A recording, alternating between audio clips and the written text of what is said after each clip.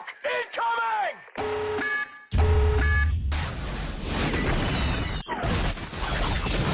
Wow, this intro was kind of explosive.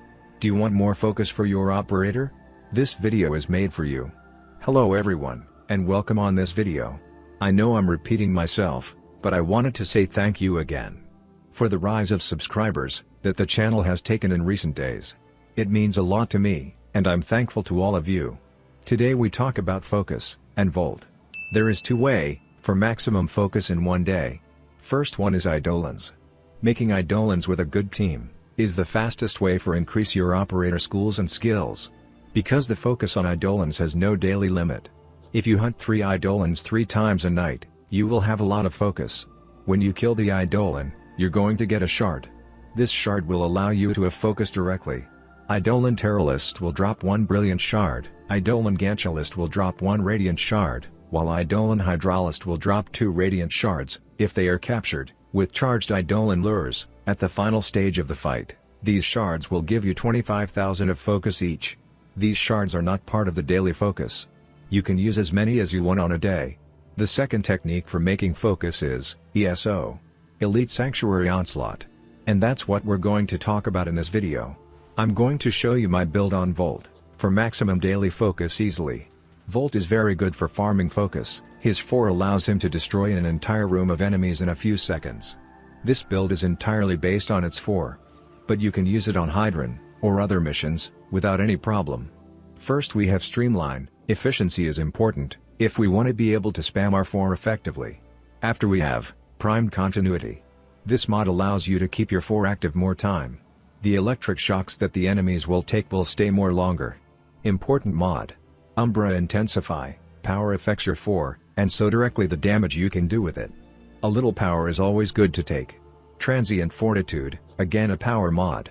We really need it, because we're playing with a corrupted mod that takes a lot of power from us. This mod balances the power, in a good way. Capacitance, this mod is the augment mod of your 4. This one allows you to give shields to you and your allies, when you use your 4. The shields can go up to 1650 overshield. Knowing that the shields have been reworked, it was already an excellent mod at the time. It is even more now. Stretch, we need maximum range with this build, very important mod here. Overextend, this mod is the reason why we need power. This mod give you 90% ability range, but 60 negative strength. For a max range build, we obviously need it. Next we have Augur Reach, again a range mod, and the passive synergize very good with our augment capacitance. For the Exilus I play Cunning Drift, for reaching that 280% range cap. For the Aura now, I play Corrosive Projection, growing power is good too. I put a Forma Aura on it, to be free to put what I want. I advise you to do the same because Volt is used for a lot of content today. For the Arcanes now, I play Energize and Guardian. Energize is very good here. Because Volt requires a lot of energy to spam its 4. In addition, the Energize has been up to a 60% chance of proc. It means that almost every time you take a orb of energy it will proc. With the event Scarlet Spear, you have no excuse, if you do not yet have your Arcane Energize rank 3 at least. And if you want to know an effective way to do the event, you can go check my video, talking about how to make the 17 Condrix effectively with Limbo. Arcane Guardian is here for a bit more armor, because Volt Prime basic armor is very low.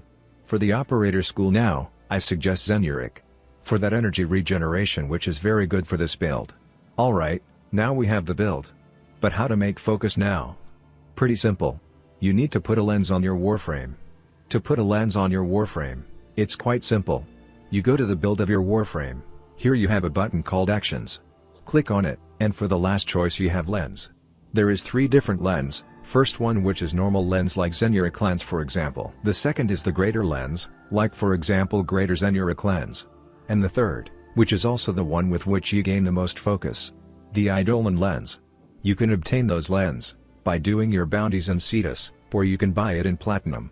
When you've put on your lens, all you need to do is start an ESO. Elite Sanctuary Onslaught. Once you're inside, you have to pay attention to the timer. When it is finished, you change zones. It is from Zone 2 that you begin to gain focus. When you reach Zone 2, you must kill a maximum of enemies in 40 seconds. The more enemies you kill in this time, the more focus you will have. I must tell you something, When you go to face the enemies of the first zones, you may feel that you are not gaining a lot of focus, and you are right. Fighting against one faction or another changes the amount of focus you can have. Why?